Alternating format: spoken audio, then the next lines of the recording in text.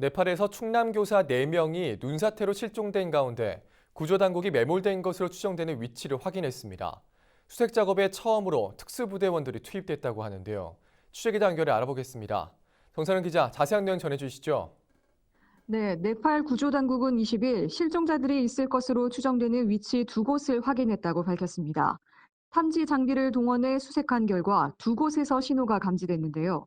실종자들의 몸에 부착된 장비에서 나온 신호로 추정됩니다. 구조당국은 이 2곳에 표시를 해두고 집중 수색에 나섰겠다는 계획인데요. 실종자의 생존 여부는 두고 봐야겠지만 생존 가능성은 배제할 수 없다고 전했습니다. 하지만 문제는 날씨입니다. 21일 특수부대원이 처음으로 투입됐는데요. 네팔군 특수부대 요원 9명은 헬기를 타고 사고 지점에 착륙해 수색을 시작했습니다. 산악인 어몽길 대장도 드론 장비를 동원해 지원에 나선 것으로 전해졌습니다. 민관군 50여 명이 대기했지만 육로를 통한 수색 작업은 기상 악화로 이뤄지지 못했습니다. 사고 발생 다음 날인 지난 18일부터 시작된 수색 작업은 최근 기상 상황이 좋지 않아 난항을 겪고 있는데요.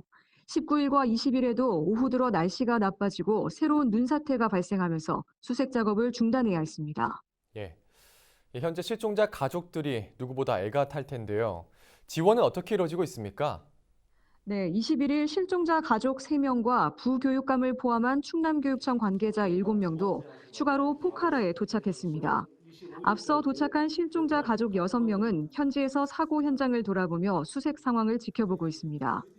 실종자와 함께 트레킹에 나섰던 충남 해외교육봉사단 3팀 교사들은 귀국길에 오릅니다.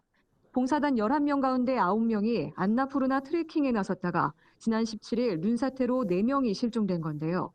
현지 지원단에 합류한 1명을 제외하고 6명이 22일 새벽 한국으로 귀국할 예정입니다. 충남교육청은 봉사단이 귀국하면 심리적 안정을 위해 출근 시기 조정 등 지원을 검토하겠다고 밝혔습니다. 예.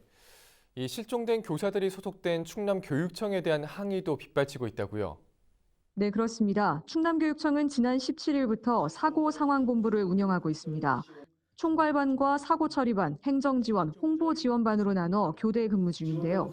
언론의 취재와 국민들의 항의 전화도 잇따르고 있습니다. 연수 비용의 80%를 교육청에서 지원한 사실이 알려지면서 SNS에선 교육봉사를 명목으로 한 트래킹이라며 비난의 댓글이 달리고 있습니다. 또 충남교육청이 앞서 첫 브리핑에서 사고 경위와 날짜, 장소 등을 정확하게 파악하지 않고 잘못 전달하면서 여론의 질타가 쏟아지기도 했습니다. 충남교육청은 호소문을 통해 교육봉사의 본래 취지에도 불구하고 일부 오해가 있어 해명해야 하는 상황이지만 지금은 수색과 구조에 총력을 기울일 때라고 전했습니다. 이런 가운데 김지철 충남교육감은 21일 주한 네팔 대사관과 외교부 제2차관, 행정안전부 등을 방문해 구조 협조를 요청했습니다. 이 수색 상황은 추가 소식이 들어오는 대로 계속해서 전해드리겠습니다.